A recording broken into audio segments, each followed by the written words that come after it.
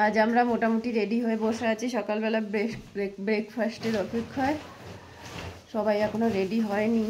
আমরা আমাদের রুমের এই 4 জনই রেডি হয়েছে। আমরা এখন ব্রেকফাস্ট করতে যাব। আর জানি না সবাই কখন যাবে, কারণ আমাদের খুব তাড়াতাড়ি বেরিয়ে পড়তে হবে। দার্জিলিং যাব এখান থেকে। তো মানাই কিছু বলবে? সকালবেলা বদি কিছু বলবে? আপনি যদি কিছু বলার থাকে বলে ফেলুন। কালকে বলবেন বলছিলেন কিছু একটা।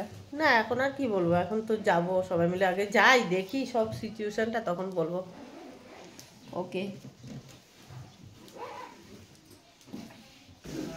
বাহ, বাইরের ওয়েদারটা পুরো পাল্টে গেছে। এই যে বৃষ্টি হচ্ছে, মোটামুটি ভালোই বৃষ্টি হচ্ছে। বাইরে বেরিয়ে পড়লাম ব্রেকফাস্টের জন্য। বর্দি আয়, দে তুই তালাটা দে। ঘরের তালাটা বর্দি বন্ধ করে দিচ্ছে।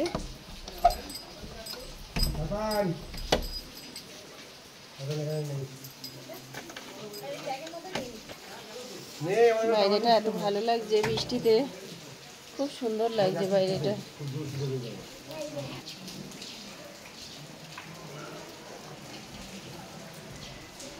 আমরা এখন খাবারের জন্য যাচ্ছি খেতে। দারুণ লাগছে ওয়েদার, আকাশটা এত সুন্দর লাগছে। ঝাউ গাছগুলোর ফাঁক দিয়ে বেশ বৃষ্টি গড়িয়ে পড়ছে, দারুণ লাগছে, অসাধারণ।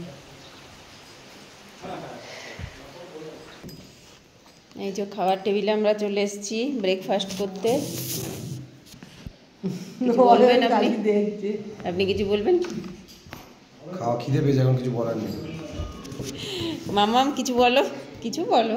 কি আর বলবো, এখন খাবো, খেয়ে নি। বদি কিছু বলবি? না, এখন কিছু বলার নেই, খেয়ে নি। দিদি আলু চচ্চড়ি দিয়ে দিয়েছে। রুটি বেস্ট হয় সকালে খেয়ে। আলু চচ্চড়ি আর রুটি সকালবেলায় ব্রেকফাস্টে। কালকে তো খেয়েছিলাম। এই যে আলু চচ্চড়ি আর রুটি। শুরু করো মাম্মাম। খিদে পেয়ে গেছে তো? রাতে কিছু খাওনি?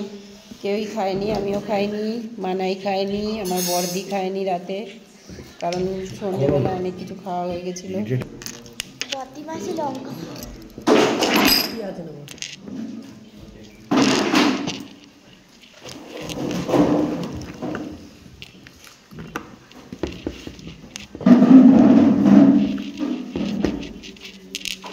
আলু চচ্চড়িটা আমার বেশি ভালো লাগছে কালকের থেকে, আজকেরটা। তাই তোর? কালকেটাও খারাপ লাগছে। আমাদের খাওয়া শেষ। মানাই এখন শুধু বসে আছে। একটা রুটিও শেষ করতে পারেনি, রাতেও খায়নি, এখনও একটা রুটি শেষ করতে পারিনি, তাই তো?